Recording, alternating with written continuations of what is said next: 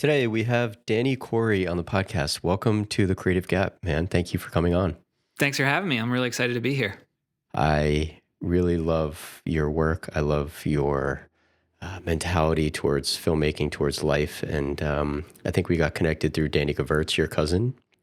And yeah, I'm really excited to chat with you a little bit more. So I'd like to start, just give me a little bit of a background of who you are, where you come from, and kind of how you got into this industry a little bit.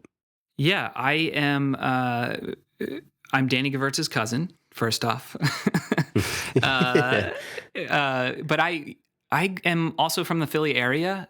Grew up there and kind of loved movies growing up and always wanted to make them and didn't really know that that was like a viable career path, especially back then. And with no real guide, no one in our family had done it. No friends of family had done it. So really it was just kind of a pipe dream of something I'd like to do. And so I kind of figured out like I'll go to school for communications.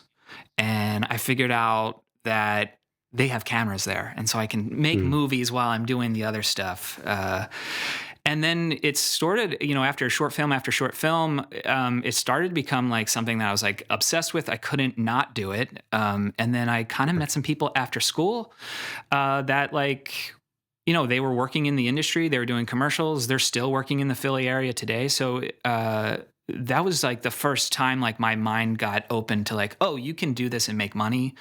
And people do it for their whole lives and they have families and they can live where they want to live. So yeah, kind of worked my way up the chain in Philly, doing a lot of commercials. Back then they had nothing really in Philly. That I think now you've got like Expressway and things like that, but Yeah, there's a couple. It's definitely grown to like definitely a bigger market from what I've heard in the past, 10 years ago or so. It wasn't as big as what it is now, at least.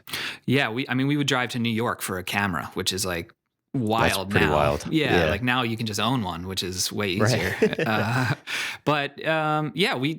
So I would do that for a while. Then I worked on this reality show for a number of years that kind of took me around the world. And once I kind of got tired of that, that was like 2 or 3 years. And I was just like, I felt I was just kind of getting a little stuck in the mud, stalling out a little bit.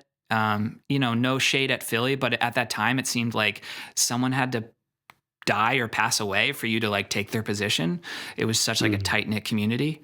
Was it a lot of union work back then, or was it just because there weren't that many jobs, the people that were working, like it was just like a very small selection of jobs to choose from, I guess? I think it's both, honestly. I think like I do remember like a lot of union guys, they like would work on all of M. Night's movies, and then they would jump on the lottery commercials, and those are all union. And so there was like a small niche for non-union, but there wasn't a lot, and those guys like stayed busy, but there wasn't a lot more to pass around. So kind of made the decision in 2010 to just move out to Los Angeles, give it a try, see what it was like. I thought at the worst, like, hey, I could work at a coffee shop because at least it's warm here, and it ended up working out. So we've been here 13 years now or 14 years now. So just kind of got into camera, always wanted to do camera. And with no one knowing who I was here, it was like, oh, I just do camera, and just people believed me and they let me do it. And the rest is kind of history. And then, kind of slipped into directing at a certain point, just out of necessity. Just a project came along with some old friends and they were like, hey, it's sort of a glorified DP position, but we kind of need you to direct the talent and that sort of thing. And it was something I kind of always wanted to do, but I was a little scared. Didn't really think I could do it like a pro could. Quickly learned anyone can do it, but so that was just kind of, that was 2016. So kind of been doing a little bit of both ever since. Amazing. Yeah. And I want to backtrack a little bit. When you said you moved to LA, you said that you told everyone you did camera. What does that mean specifically? Like, were you ACing first, second, operating, DPing? Yeah, I just made the jump to DP.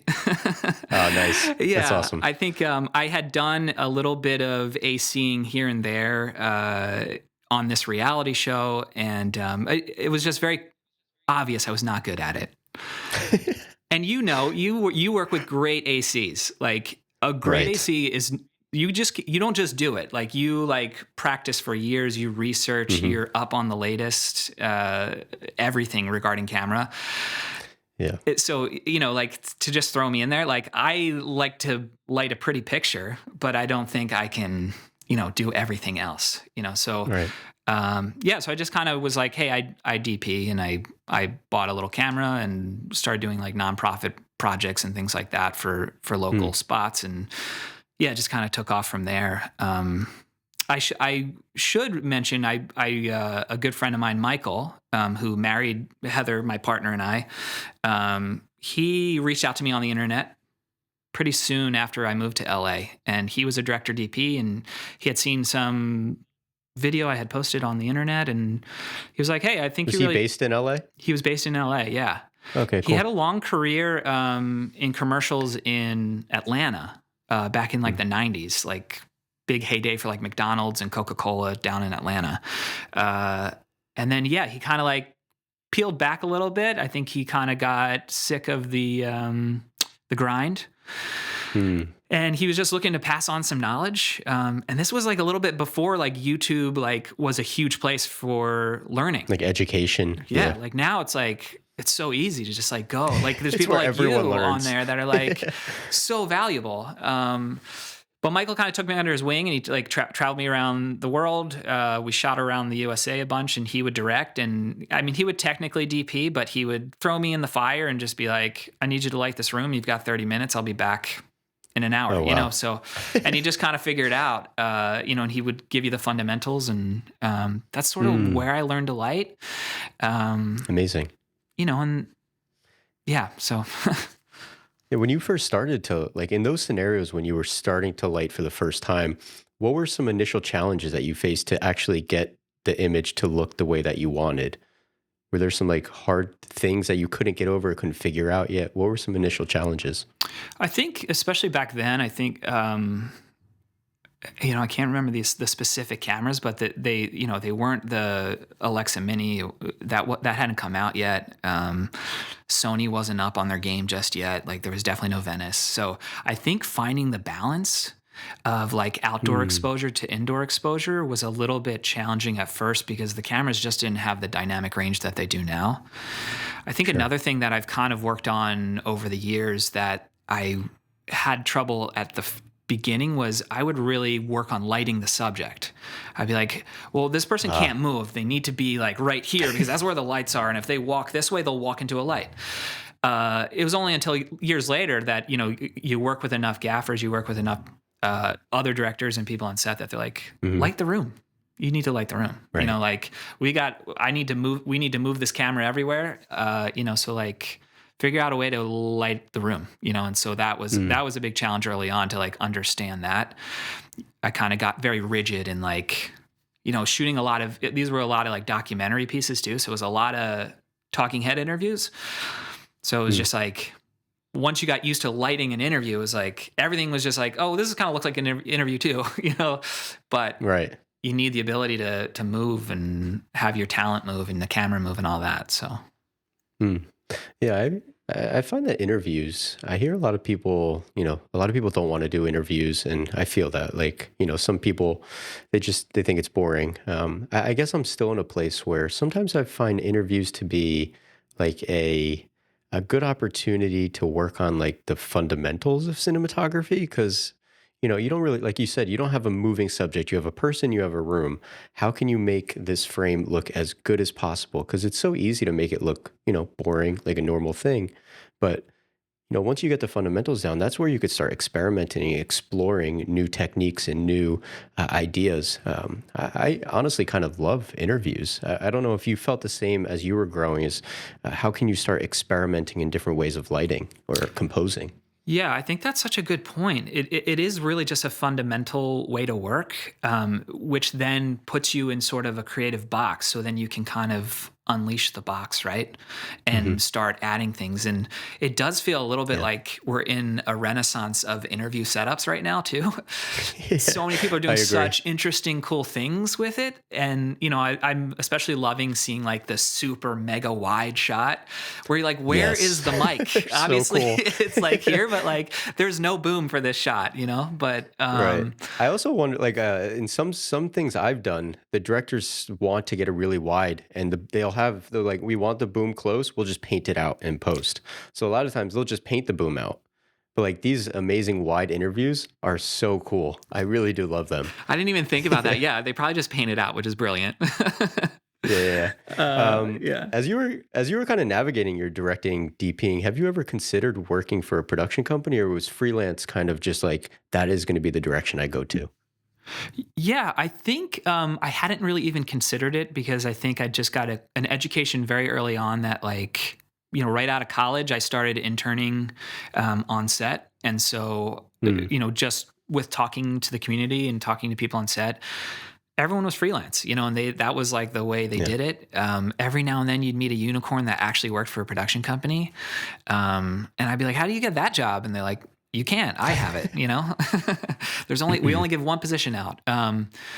So yeah, I think I would say that it was probably a blessing that I kind of never really had that security. So that Mm, when you are in these slow times, especially last year with the strike, right? Like, how to weather them. You know that, like, hey, this is temporary. It's not you. You don't smell. Like, they'll call you again. It's like it's easy to have these thoughts, right? Like you get imposter mm, syndrome. You're seeing other people work. Especially with social media, you're seeing people like post some amazing stuff, and you're like, well, they're working. Why am I not working? So I think, like, basically having that always being freelance really set me up for success to, like, navigate the feast and mm, famine situation that our industry right. is. Mm. You came up, I think you said, was it 10 years ago or something like that?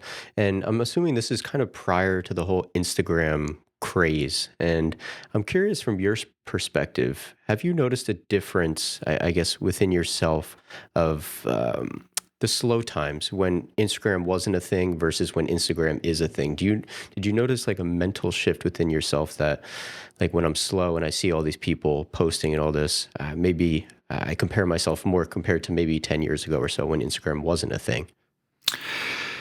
Yeah, I think it's a good question, and I probably haven't reflected on it enough. But I do think, with anything, there's good things and bad things about social media. I Right. think that I don't think I would be as productive as I am without it. I think that it Mm, really charges me up. It gets me motivated. It really inspires me. It connects people like us together, so that we don't feel so isolated, and we can kind of have these yeah. conversations and talk about, social media and why sometimes it's hard. Uh, but yeah, I guess that's just kind of the way it all works, right? It starts to shift the industry, right? So, like, and you have to shift with it. And so I feel like I didn't want to bring it here already, but, like, AI is happening right now. So, like, Yeah, there it is. You yeah, brought it up. yeah, I'm sorry, the buzzword. No. Yeah, so now I think, like, now we're all having conversations about, like, how do we maintain our workflows? How do we work with it? Mm, How do, some people just want nothing to do with it. And that's enough, like, that was Instagram 10 years ago, right? Or 15 years ago. I don't even remember how long it was, but yeah, I don't know. yeah. Uh, yeah, I guess when video was, like, introduced on Instagram, that was like the big Yeah, the shift for huge thing. DPs. Yeah. But yeah, so I think, like, you just kind of adapt with it and you see how it works. And Mm, again, that's kind of why I love guys like you and Danny and, like, the younger crowd that comes up, because you guys find a way to innovate, and you show mm, us older guys, like, oh, well, this is how we're going to use it. And then it kind of unlocks, like, oh, okay, so, like, this is how you do it. Danny will tell you, I will text him all the time, like, should I do a reel or a story, or, or is this a grid post? Just like what gets the most engagement, or what will, he helps me with my Right. compressions of like how much, how much do you Mm, compress the video before you put it on Instagram? Because Instagram doesn't do a good job of that. Anyways, of course. I think to answer the question, it's like, it's just, you just shift, you gotta like, Mm, you gotta move with it, right. but Mm. Yeah, I also wonder something about Instagram too. Is like I came up obviously in the Instagram era and social media where everyone is sharing their work. And when I became a DP, it was full-fledged Instagram at this point. Like everyone was posting all that stuff. I wonder how much people's work is influenced by, how what they see on Instagram and what they see other people post compared to prior. Like, did you feel that there was maybe more unique voices or unique styles prior to social media, or do you think there's more unique voices now? I wonder if I'm phrasing that question properly, but yeah, it's kind of what I'm curious about. yeah, I think it makes sense. I think probably a little bit of both, right? Like nothing's really black and white, but I think what happens is social media probably has created innovation. And so Mm, with any, I think what happens is every like couple months we'll get like a really incredible, commercial or a really cool music video. And then shortly after that, there's like, a couple hundred that look just like it and that feels yeah. similar. And, you can kind of follow the trail back to that original one, which I don't think is necessarily a bad thing. Like I think that it like, yeah, ultimately, I think when people are just, especially if it's a passion project, if people are just out there doing Mm, it, I think it's good. I think it's really great. And sometimes you have to like look at someone else's work and make your own version of it to find your own voice. And then you go, yeah. And then you look back on it, in a few years and you're like, yeah, that wasn't really my thing, but like I tried it, you know? right.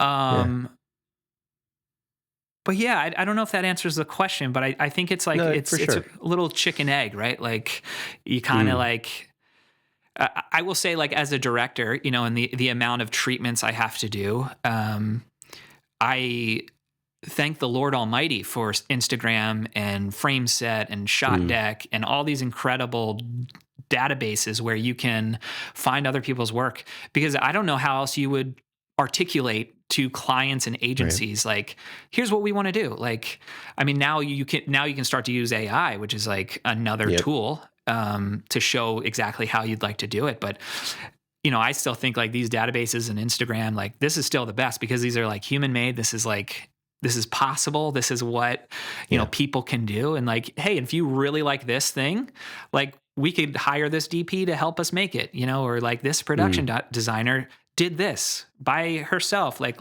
why don't we bring her on, So amazing. I think in that way, like, I think that can unlock new ideas and still hopefully help Right. innovate. Mm. When you were coming up as a director, even DP simultaneously, I guess now with the amount of equipment that's accessible to people, it's so easy to go out and just like practice and just go shoot something. How did you learn and practice as you were coming up? Was it just on set, or did you do things at home to kind of better yourself? Yeah, I think college was a big part of that. Was like making my own short films. Mm, And I don't know how much it taught me technically. I think as a director, it was really helpful. Um, just even from like writing a script to pre-proing it and then mm, actually shooting it and then going back and editing. I think all of that was ultimately valuable. yeah. Um, Getting your reps in. Yeah, exactly. However, like I look back on those and I'm like, oh, we did all natural light. There was no lighting. Maybe we would throw up like a softbox with like a 600 airy in there.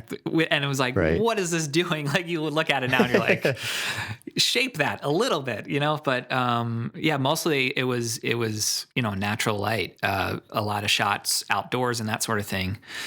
I feel like I'm losing my the thread here, but I think you're sort of asking about like, were you able to practice? And I Yeah, think some of it was yeah, because I like, know that, like, just to be a little more specific, I know that as a DP, we're on set so much more than directors. And obviously you direct and DP, but a lot of the times directors just they're on set a couple times a year maybe. So I'm always curious about how directors maybe get the reps in or start to feel confident in their own voice as they're growing.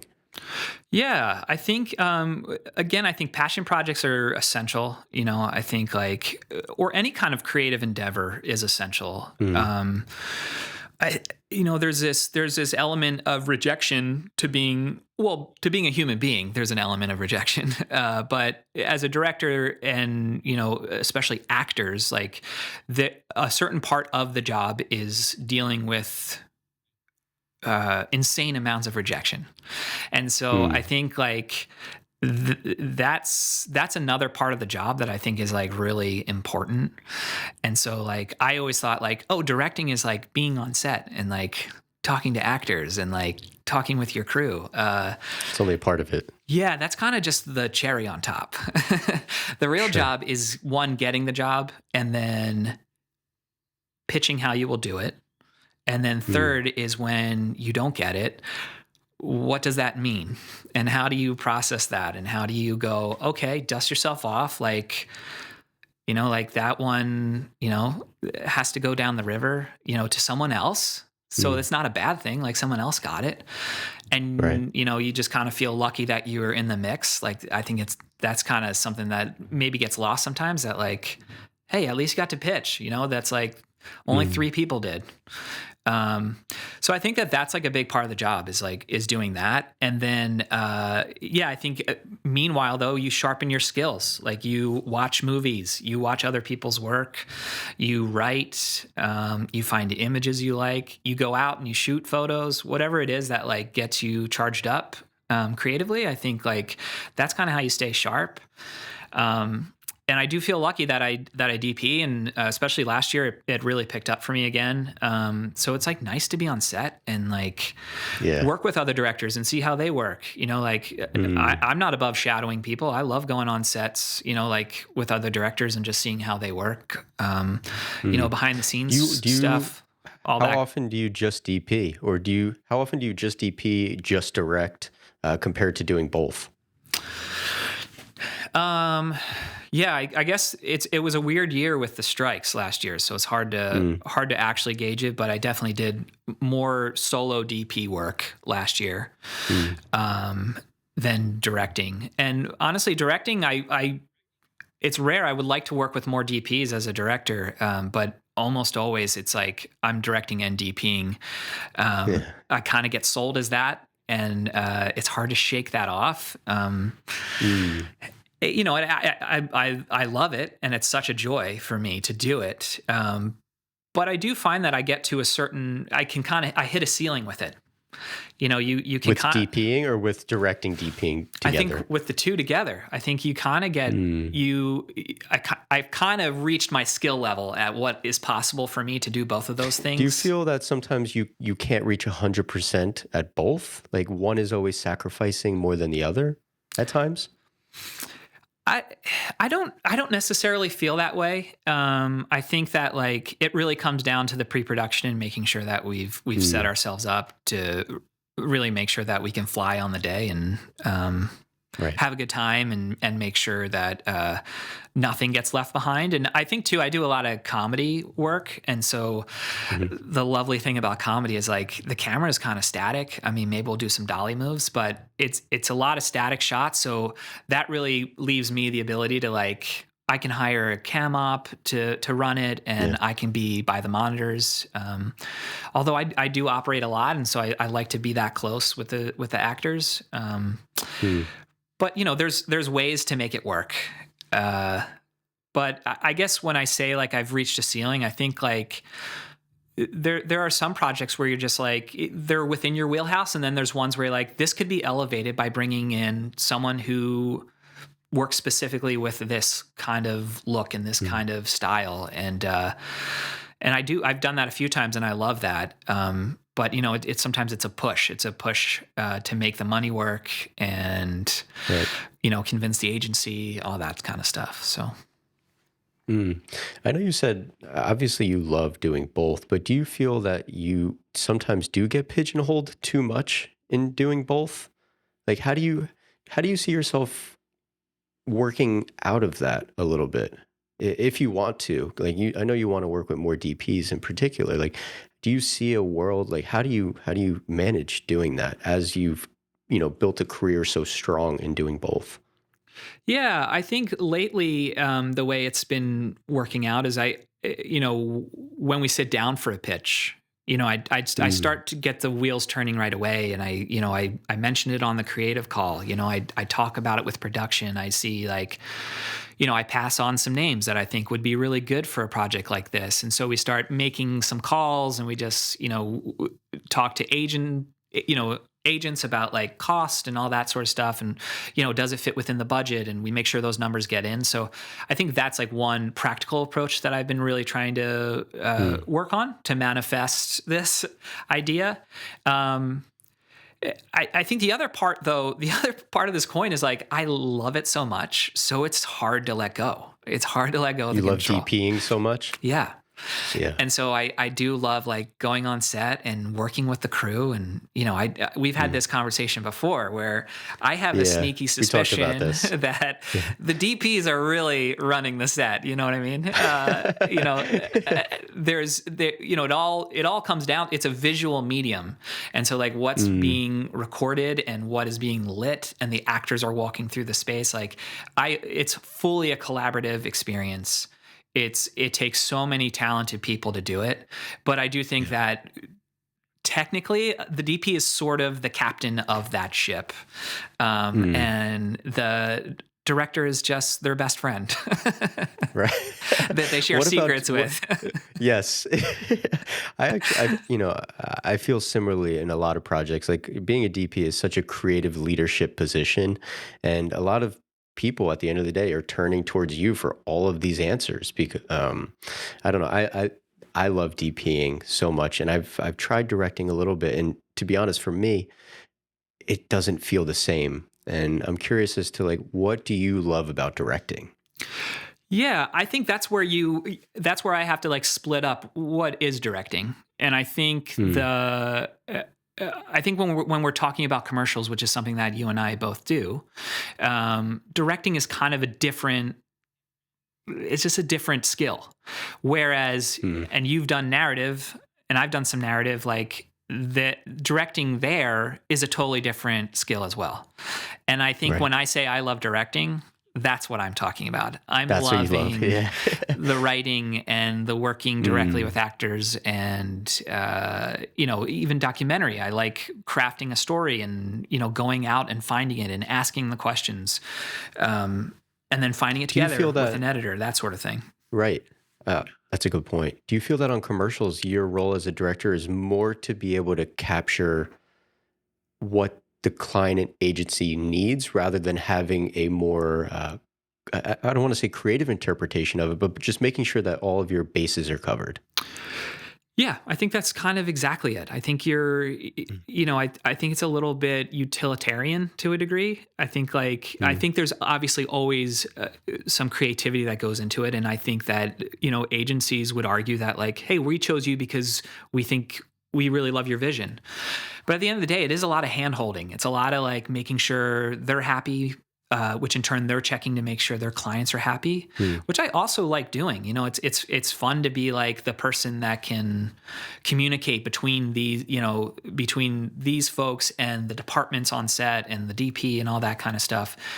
I think that I think it's just a little different. It's just that you kind of hit a ceiling with creativity with commercials, because Mm. at the end of the day, it's for Mm. the brand. It needs to Right. match what we've done in the past. And I know that sometimes the campaign is switching things up and we want to feel different, and that happens. Um, but it's still within a certain realm, and you can certainly be creative within that, and you can certainly have a ton of fun, and you can make Mm. money and have a nice Yeah. life. And I think it's great. I don't know how sustainable it is for somebody with creative ambition that like needs to express their inner thoughts and Yeah, and like feelings. release all Yeah. of that. Yeah. Yeah, Mm. yeah, like a CarMax commercial can only take you so far before you're like, yeah, I need to talk about my Yeah. feelings. So, Right. yeah, As you've grown as a director and your confidence has obviously grown in your, your voice, how often do you find yourself pushing back against agency or client with, their notes versus how you want to create this project? Like where does that balance lie now that's such for a good you? question. Yeah, I think it's always a dance. I think Mm. to answer the question, I'm always pushing back. You, like you want to have a strong point of view as a director. You want to go into a project and go like, first off, say yes to a project that you want to do. Like, there's going to be some that you're going to do it for money, but like, you can always find a reason within yourself that like you think you're the right person for this. And so you want to Mm. fight for yourself. You want to have the confidence to do that. And then I think like you want to be respectful and reverent of what they've created and remember that this agency has gone through God knows how many revisions Right. to please a client. And so like to come in and just rock the boat and be like, hey, you know what? A dick joke would be good here. Sorry, can I say dick on here? Yeah, it's all good. Okay. Yeah, like to add that in at the last minute, they're going to be like, well, hey man, like let's talk this through. Like we get that you want to make it Mm. funnier in this way, but here's what we're working with, So I think like I've definitely developed more confidence to ask for the things I'd like, Mm. but it is just an ongoing conversation, and you got to be ready to back it up. So I think like if you're going to Right. pitch an idea that Mm. goes a little bit off of what we've all decided to do, it's like you better have a really good idea, a really good plan, and all the solutions for when it goes wrong. Mm. Otherwise, no one's going to And hear when you you out.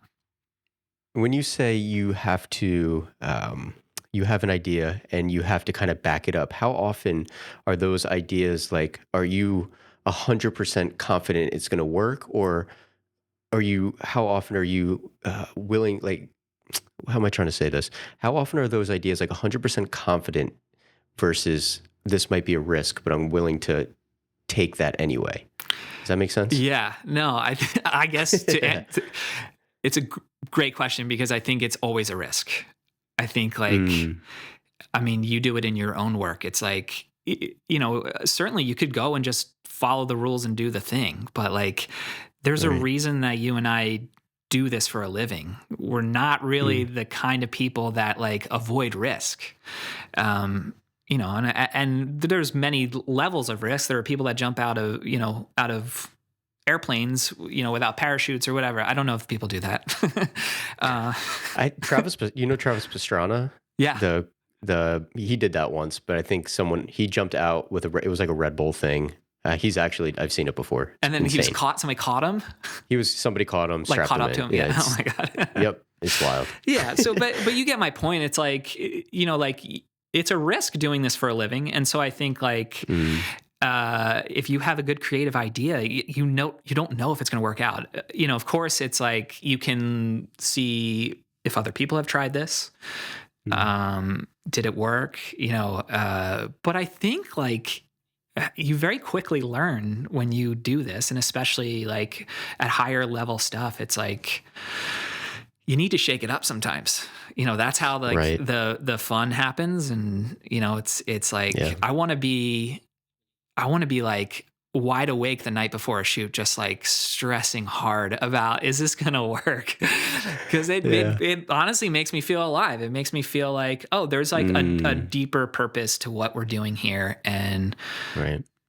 I think what ends up happening, honestly, especially on like larger budget projects, is that you try the risky version and then you have a backup plan that you're also doing at the same time, Mm. so that no one ends up getting upset. They still feel taken care of at the end of the day.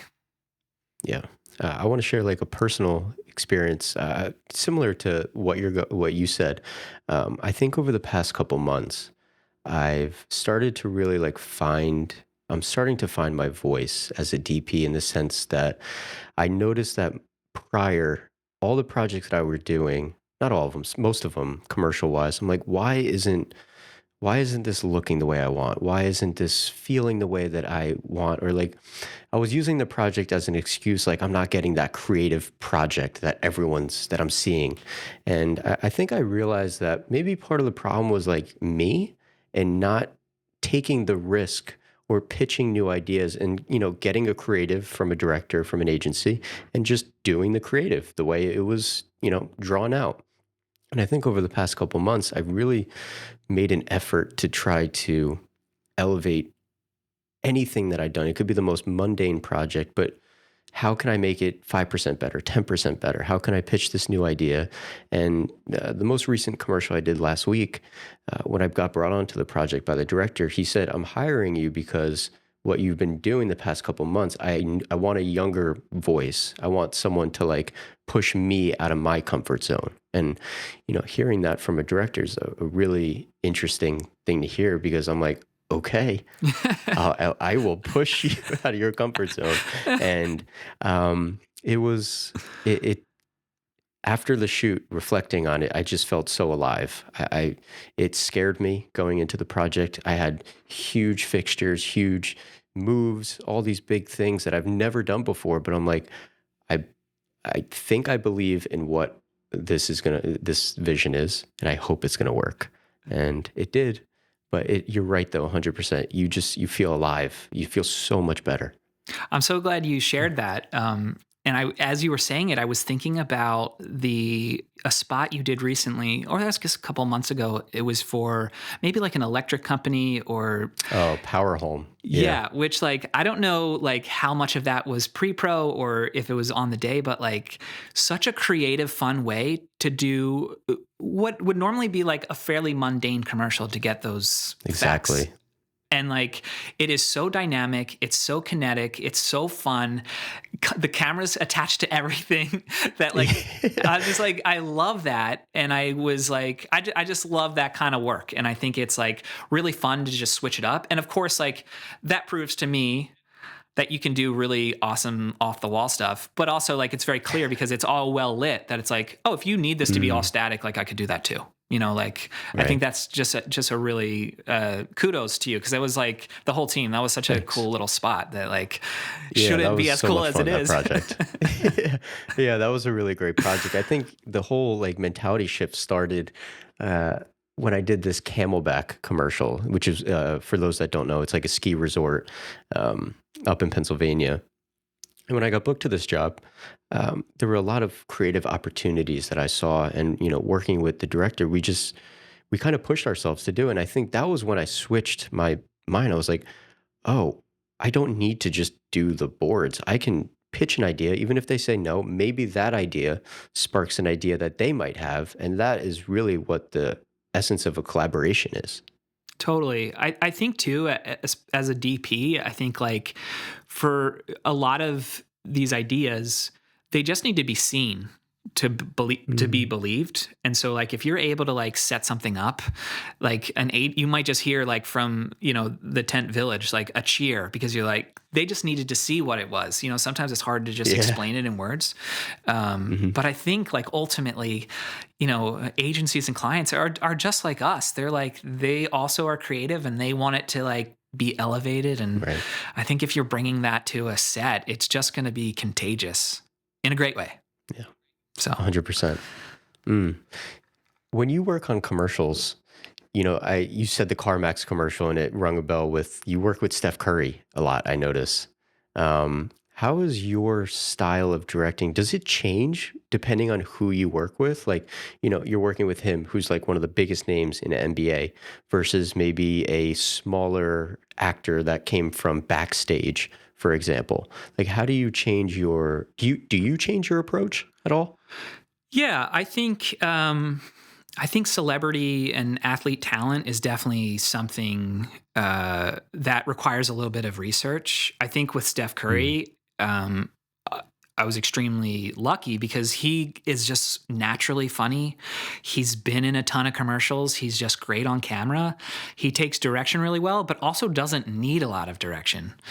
Mm. I think especially with talent like that, I think you just need to set expectations with your agency and with your client that like, hey, like we've seen what he can do. Like, I don't think this is not the script is not a Bible. He doesn't need to like follow this specifically. Like, let's let him play. Let's like let him ad lib here and there. And like some of the best stuff we've gotten with him is like stuff that he just came up with off the cuff, you know? And I feel like that ends up making the edit because it's just natural. It's authentic to his personality. I think with more professionally trained actors, I love working with actors. I think like, you know, I really try to avoid line readings. I know that it's really hard in commercials not to give line readings. And sometimes Sure. actors are okay with it. You know, I try to be respectful and ask if that's okay.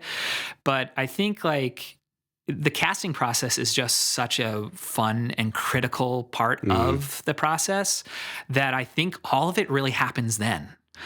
And you know, I'm people hate doing casting with me because the callbacks, it's like, you know, it's like 80 people. So we already see the first tapes and then I called like 80 people back for one role. But it's just like Wow. you see something in somebody and I do want to give them a chance. And I think too, it's like what I'm doing in the casting process is I want to see how well they can be directed and can they turn on a dime and can they take like a note from a client and, you know, internalize it and then show us how it could be. So casting, I think that's where all of the work happens. And then when you're on set, it's just way more fun and everyone sort of knows what to expect. And you know, the actor ends up having a stress-free day and like, we're not doing 11 takes of the same thing. It's just like maybe 3 or 4 takes, a couple of alts just to have them. And then like, let's move on. So I think that's really the difference. And with like a celebrity talent like Steph Curry, it's like you might get 3 takes, but don't count on it. You know, it is like get the best you can out of that. And again, making someone like him really comfortable on set is really going to just make it all better for everyone. You know, so yeah, I guess I want to switch from. I know we talk about commercials a lot. Your short film, Please Send Help, just the trailer just came out today, right? I think you just posted it. It did. Yes, I did. Oh, dude, congratulations! That's Thanks, really man. exciting. Thank you. Yeah, you know how this is. I mean, you just did a film and it's like, well, you've done a couple of little things in a row, but yeah, like it's amazing how much work goes into just like, it's insane. Yeah, we shot it over a year ago and it's just like a little 15-minute film, but it like, you know, you just, to get it right and, you know, you're paying the money. It's like, you just want to take the time to do it. So what was the idea? Like, what was the basis of this film? Why did you create it? What was the conception of it? Yeah, I think, well, there's probably 2 answers. There's like the broader answer of like, I need to do this to survive. I need to like, so is this your creative energy talking? Like you need the creative energy to survive? Yeah. I'm not like dying. It's a metaphor. It's a creative metaphor. Right. I think again, like to go back to commercials, it's like, you know, there's a specific outcome to what we are doing, you know, on set those days. And it's, there's some expectations involved and there's money involved and that all makes sense. And I think that that's reasonable and fair. And we are signing up for that. I also think there's another part of creativity, you know, and we read about that creativity and we see other people do it that just needs to be pure and needs to come from the heart and it needs to like not focus on the outcome. It just needs to be true.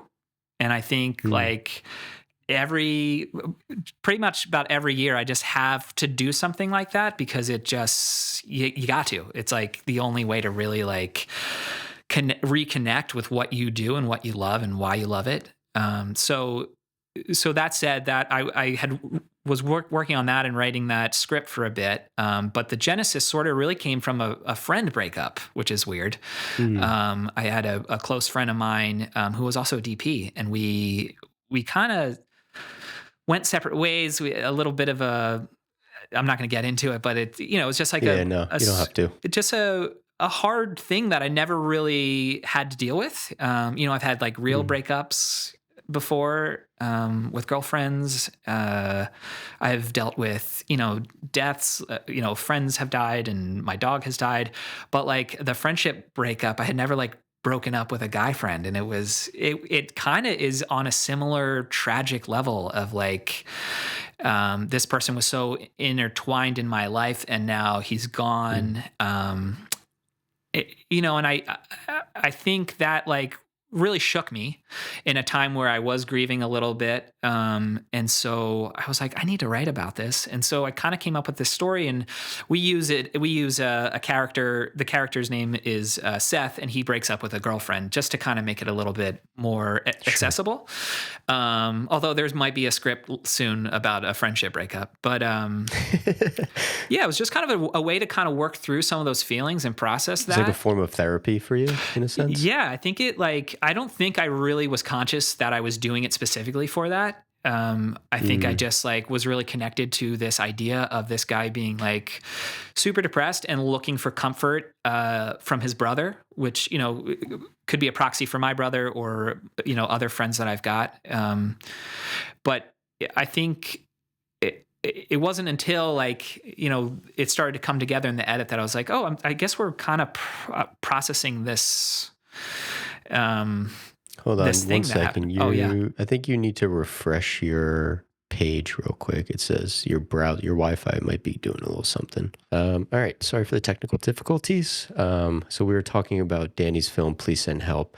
And the one thing I noticed within the trailer was how simplistic, I guess, the approach is. And I think this is something I've also learned from your cousin, Danny Gewirtz. And his approach is very simple. And he really, I've learned a lot from him in terms of simplifying things to be able to get a great product and do do things within your means and not overextend yourself in a certain way. And I'm curious how much of that was conscious. Like, I'm going to create a short film, but I'm not going to do extravagant things, you know, way beyond the means of what this story is, or what the budget I have entails. Like, how much was that conscious to be able to create a great story, just simplify it? Yeah, it was pretty conscious. I think, one, I think budget was a good point, which is that like these things cost money. And so the more Hmm. extravagant it is, the more it costs. And when you're self-funding a project, you certainly want to pay attention to that. But I think more than that, sort of the movies that I connect with are similar to this. They're more about the human condition. They're more about what it's like to live, and they're cinematic and they look beautiful, but the camera doesn't really get in the way. It's really about the characters Mm. connecting, and so that was a really specific choice. Now I'm writing another script right now that's a little bit more involved, that might require some magical and mystical elements that require some interesting movement and some lighting that doesn't really exist in our world. So I think that there's projects for that, obviously. Yeah.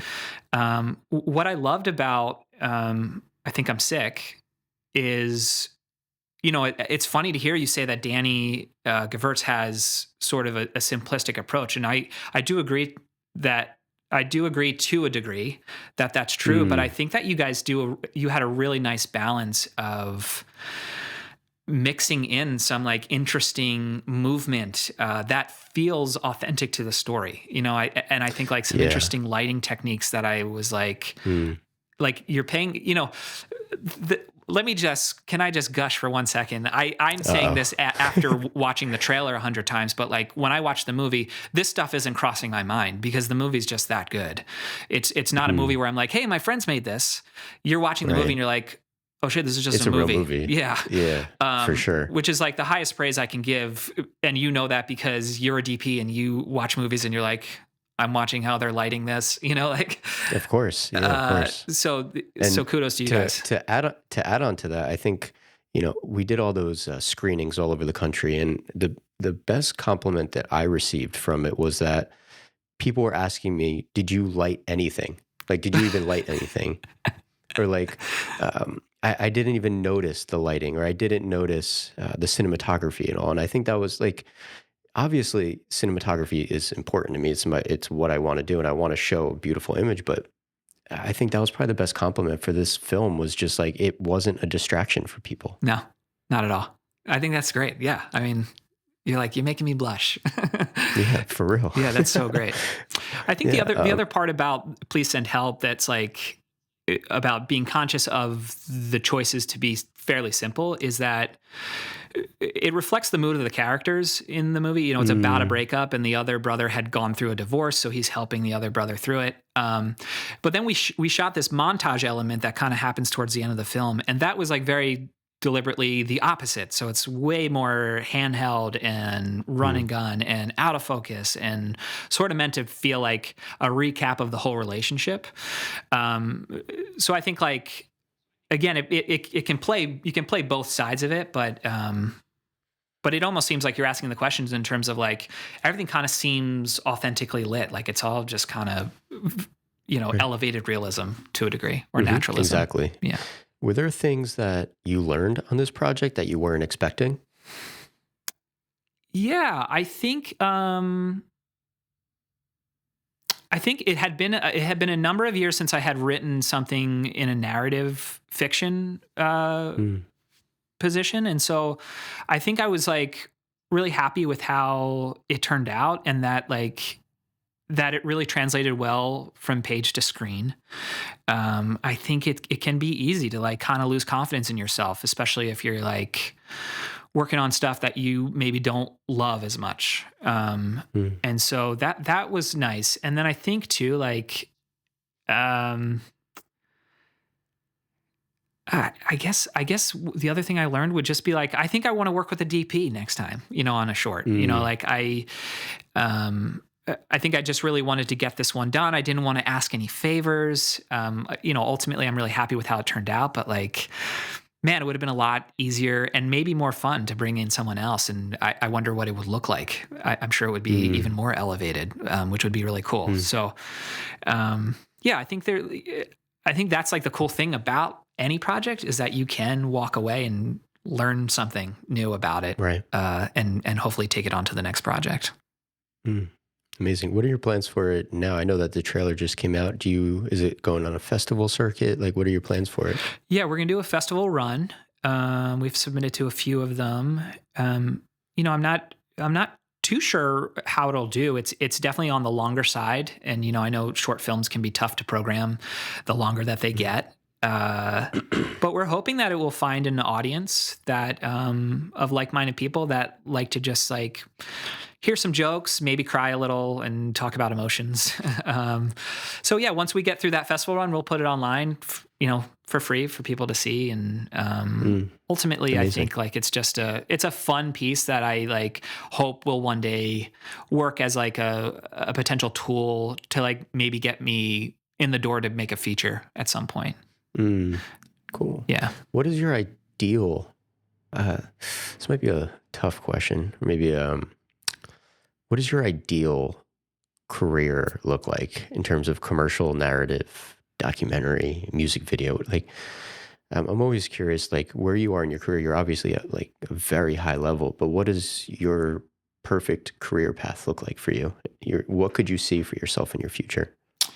Yeah, I think a feature is something I've always wanted to do. Hmm. We talked about this before over coffee, but Danny Gewurz, even though he's younger than me, and he will say that I inspire him, but I fully believe it's the opposite. I actually don't even think Danny inspires me. I look at him as an expander, which is someone Mm, who can like show what's possible to other people. And I think like the fact that you guys put this film together and it's great and you did it on your own terms really shows me that it's possible, and has really had me gone and dig in and work harder to get mine made. So mm, so that's like a big thing for me is I just really want to get a feature in. And I think I would say I'm really happy with the balance of work that I have now with my life. I've got a young daughter, and so I'm home a lot.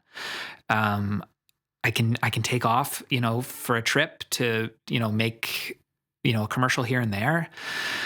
So I think maintaining somewhat of that balance would be really important. I think working at a higher level is always something that I'd like to do. Um, but I also want to be really careful to just like be really grateful for where I am right now. Cause Mm.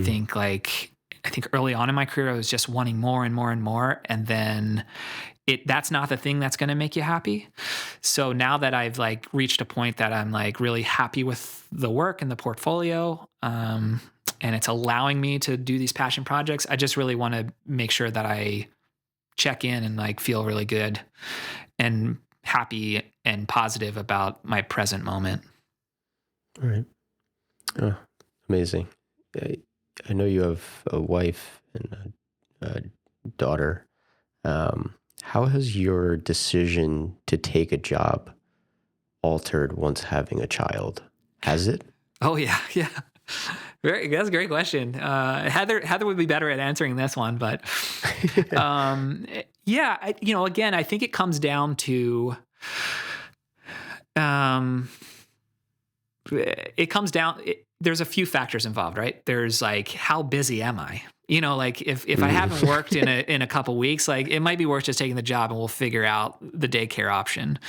Right. Um, but I think like, yeah, I think you end up being really conscious of what you're deciding to take on. You start to go like, hey, is this like, one day in, Orlando, Florida, like worth flying, for the tech scout and then be away for 3 days just for a 1 day shoot. I think you're starting to make the decision not for yourself and your career. You're starting to make it for your family, which has Mm. definitely taken some time for me to get used to, especially after the pandemic where it was like no one was working and it was just like couldn't wait to get back out on the road. I think also like now having a daughter, being on the road is a little different. It's not as, I used to love it. It used to be so fun Yeah. and it's still fun, but now I'm like, the days are shorter. I'm like, yeah, like get me out first flight. If I can fly the night of the shoot, get me out. Hmm. So I think that it just shifts in that way. But I think Heather and I have done a good job. We've been together since I started in this industry, and so we learned it together. And I think it comes down to very similarly like on set. You just communicate. Yeah. The moment I get a call, it's like the first person I'm talking to, before a DP or before a gaffer is like, I'm talking to Heather and being like, hey, these are the dates. What do you got going on? Can we make this Mm. work? If this is this is the money we'll make, do you think it's worth it? And I think some of those decisions happen before I even get to Heather, which is like, yeah, no, this creative sucks. I don't want to do this. Right. But I think, yeah, no is Mm. a powerful word, and it will guide you well as a father, I think. Mm. Can you kind of speak to having a supportive partner in this industry to kind of have your back during, because freelance is not easy. And, she's, like you said, has been there from the beginning. And same with my fiance. She's been with me from the beginning. And I don't think I'd be where I am without her. Not even close. Oh my gosh, yeah, it's so crucial. Yeah, I feel exactly the same. I know I wouldn't be. I don't think I would be in Los Angeles, honestly. Like I don't think Mm. I would have been able to get my shit together as a 24-year-old to move across the country alone. Obviously, people do it, but I don't think I could have done it.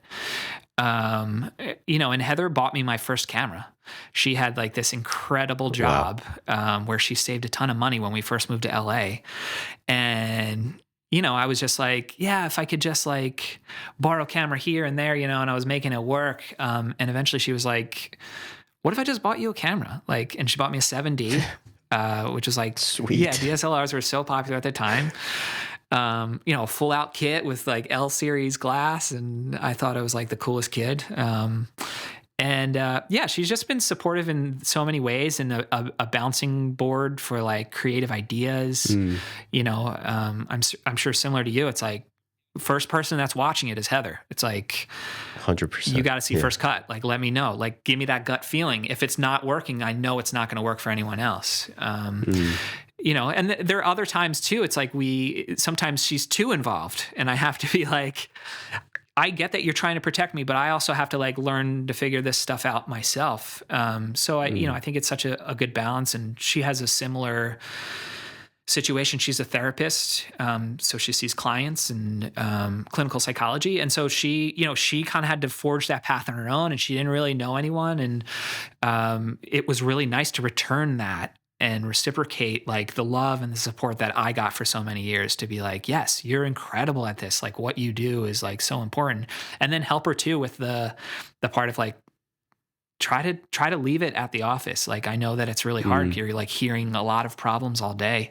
Like let's find a way to like, you come home and you take a walk and just like shake it off, and then you've got an hour to yourself and I then you love come that. home, so yeah, I think like it's so great to have a partner in life that can Yeah. like understand what you do and love what you do and respect you. So Amazing. I, want- I just thought of this question. I hope it's a good question. Do you think that, yeah, do you think that having a family has made you more ambitious for your career, or has your ambition changed but still has strength? I'm trying to phrase it in a way like prior to, having a child and, maybe even getting married, you're so focused on your career. But once you have a child, once you have a family that you're building, how does your ambition change? yeah, I think obviously it's going to be different for every person. For me Yeah. personally, I don't think I've never been more productive. I think what Mm. happens is when I'm with my daughter Teddy, it's like it is so present. Like to a wonderful degree. It's like you are like you are on. Like don't even have your phone with you because you're not gonna be able to do anything with it. It's just like it's such like a cool experience to just like see her like taking in everything at every moment, and you really will want to be a part of that. And so then I think what happens is the time that you're not with her, it's like just time that you have, and it's like, well, I better Mm. use this time because I definitely can't do it when I'm with her. Like she can't be in the Right. house and me do any work. It's just not possible. It's just not happening now. Yeah, and thank goodness for that, because otherwise I think I would just keep working, and then it's like, when do you turn it off? Mm. But I think the productivity, I've been so happy with it because I also think it just unlocks new levels of joy and Mm. fear and compassion and empathy Mm. that you didn't really feel before, especially Do you as think a that's dad. changed? Do you think that's changed or impacted your style as an artist or your approach? I'm sure. I think it's funny. Like a lot of directing skills that I had on set, I've brought to parenting. Like Mm. I've heard Ryan Johnson talk about that like being a director is like throwing a party and you want to be a really good host. But I think you could take it a step Mm. further, That's a good and you're point. throwing like a kid's party and you're the parent and you're just like, and I do not mean to disparage any crew members. Every one of them is valuable. But sometimes the communication, you have to get on people's level and understand where they're coming from. And I feel like I've taken some of those skills and taken it towards parenting. And the other thing too is like it's really essential that I have a lot of fun on set. I don't like a serious set. Mm. And even if it's not comedy, I think it's really important to have fun because what we get to do is so amazing and Yeah. not serious at times, but also not serious. And so like that, I'm all about hitting the joy quota. And I feel like that is also really important to parenting because sometimes it can get really serious. It could get scary for kids. And so I think like making sure you're making space for that is important. But yeah, I think I've been really productive ever since she came along, and I thank her for that. Um, and I, it's not like I'm doing projects for her. It's just like Mm. she's kind of unlocking new creative potential for myself, which has been really great. Amazing. Yeah. Wonderful. I think the one thing that you did make for her was while you were dreaming. I believe your photo book. I believe that was dedicated towards her. Correct. That's right. Yeah. Yeah, she was a pandemic baby. So she came in 2020, September. Mm. And Yeah, you know, I remember what you talked about you're going to have a kid someday, but I am. That's why I ask these I questions. love it. The Yeah, first, yeah. I mean, It's very soft, very selfish of me, yeah, but no, I love it. No, I love talking about it too. I think it's like really important to talk about parenthood, because mhm, I feel like I really missed out when Teddy was born. I feel like there were a ton of questions I had, just didn't know who mhm. to ask. But anyways, she was born in 2020, and you know those first like 3 months are rough. I mean, they're joyful and loving, but it's also like, you know, you're not sleeping. The whole world has flipped upside down, and you're like looking around at every human walking around. You're like, how did you survive? How did your parents do this? And so it was really important to like also hold on to my identity as a creative person. And I was really into shooting film at the time, still photos. And yeah, I had just basically the only time I could go out was she would sleep for like 3 hours in the middle of the night from like 11 to 2 or 11 to 3 sometimes. And that would be the only time I had to myself. So I would just go out and shoot neon signs. Then eventually the project started to become something. It wasn't really a project to begin with at first. And Mm. started taking road trips and that sort of thing once she got older and she was sleeping anyway. But yeah, I dedicated to her because it was like that was the only way I could be creative. And it kind of brought me in a new direction that I maybe wasn't thinking about. So that was Mm. super fun to put together. Why neon signs? Like, what sparked you to initially start there? I had done a short documentary in 2019 called Las Vegas Bender about a neon artist. Oh yeah, yeah. From Las Vegas. And really what I was after for that project was I have like a sick fascination with the city of Las Vegas that people just can't That's cool. understand.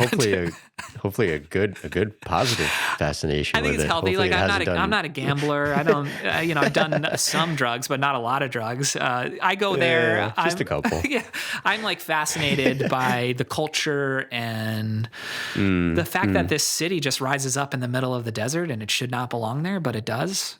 Um, so I've been wanting to do a project and that I could point to and say like, this is why I like Las Vegas when someone asks. And I settled on this neon bender, that lives there, or she lived there growing up. And, yeah, I think just like the idea of neon, that it's like similar to film in a way that it's like disappearing, especially in Las Vegas. Like a lot of signs have switched to LED, and I kind of got like hooked on it. And then once I started mm, shooting still photos on film, just the way it reacted, the way that they would expose on film, just like really took me by surprise and captivated me, and I just got hooked.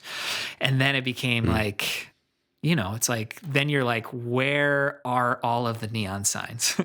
And then you're like, oh, they're all in New Mexico. Okay, I'm going to New Mexico. Oh no, they're in Arizona too. Okay, I'm going to go there. So then you just Okay, I'm start gonna go there.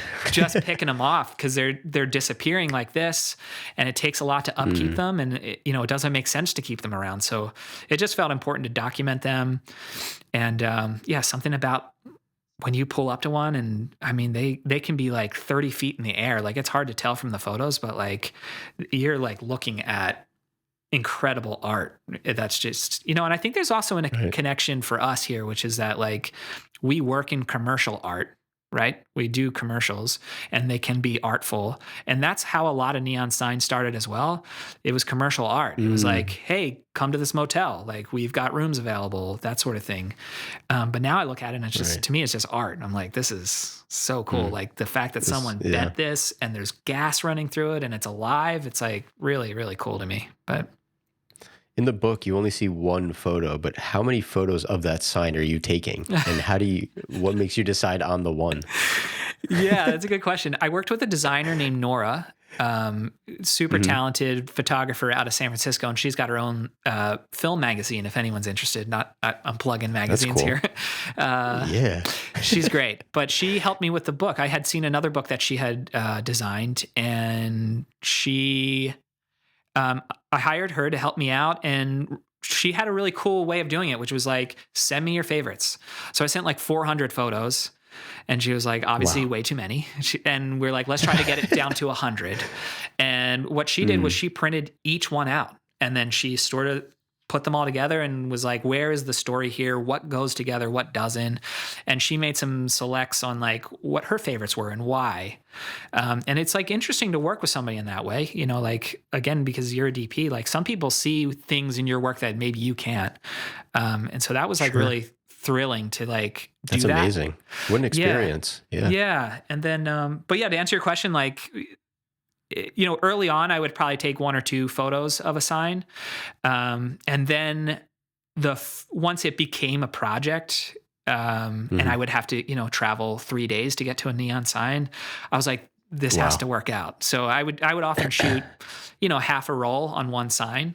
You know, it's maybe 2 shots of my favorite composition, and then just try to get a bunch of different compositions just to see, and change exposure here and there just to see. But yeah, but almost always, it was always the first shot. So, you know, wasted a lot of money shooting multiple shots, but that's okay. Yeah. Is this still up for sale? Can people still buy it? Yeah, I think there's like 6 copies left. Oh, wow. That are just sitting around. You know, I was going to take them over to the local camera shop to see if they wanted to sell them, but yeah, there's some available. So hit me up. All right. Well, I'll put it in the description. Hopefully they sell. That's amazing that you have 6 left. That's so cool. Yeah, we had to do a second run because we sold out of the first run, which was great. So amazing. Yeah, really wonderful experience. So yeah, great. I'll definitely put in the description. Hopefully they sell out soon. Yeah. I got one last question for you. It's my typical last question. I'm trying to think back. College, I guess, for you, when you started kind of really pursuing film, that younger version of you is sitting across a table with you where you are now in this life at this moment. What advice would you give that younger version of you, based on the experiences that you've had over those years? Man, that's a good question. Thanks. Yeah, it's like, it almost makes me emotional, that question, because I think it's like, it's such a thoughtful way to look at yourself. I guess I would, you know, honestly, I would say don't be afraid. I think like so much of my early career was just crippling fear and doubt and self-consciousness. You know, I think like I truly believe like I didn't really start my career till like 2013. You know, like all that time working in Philly was like super fun and valuable, and I learned a lot, but like it was mostly because I was afraid to try and do something bigger. And so, yeah, I think I would just tell myself like, yeah, you can do it. Like people will believe in you. People want to help. You'll find the people that are right for you. And just keep pushing because it'll happen. So, yeah. Beautiful. Yeah. Great answer. Thank you for sharing that. Yeah, of course. All right. Where can people find you? Share your social media, website, whatever you want to share. Yeah, I'm online at dannycorey.com. That's Corey. And I'm on Instagram at Danny Corey, which is, you know, I got that because I had the original Danny Corey that I like haven't used forever. And then I was like, what? This doesn't really make sense that I have my name twice. And then I was like, I'm a director DP, so often on the slate, it's my name twice. Oh, man. So it kind of works, right? That's pretty funny. That's pretty funny. I love that. All right. Amazing. Thank you. I appreciate you coming on. It was a pleasure and a delight. Yeah. I always love talking with you. Yeah. So let's do it again soon. Definitely. All right. Thank you, everyone. Have a great day. Peace out.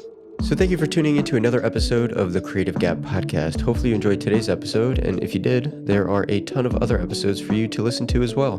Check us out on Spotify, Google Play, Apple Podcasts, wherever you want to get your podcast, you can find it. Also, be sure to check us out on Instagram at Creative Gap for future updates, upcoming guests, and a lot of short clips. And if you want to support the podcast in a deeper way, feel free to join our Patreon community. And for those of you who already joined the Patreon community, thank you. And for those of you who are new to the show, welcome. Hopefully you enjoy it. And for those of you who have been here for a long time, thank you. So that's all we got for you today. Hopefully you enjoyed the episode. We'll see you next time. Peace out.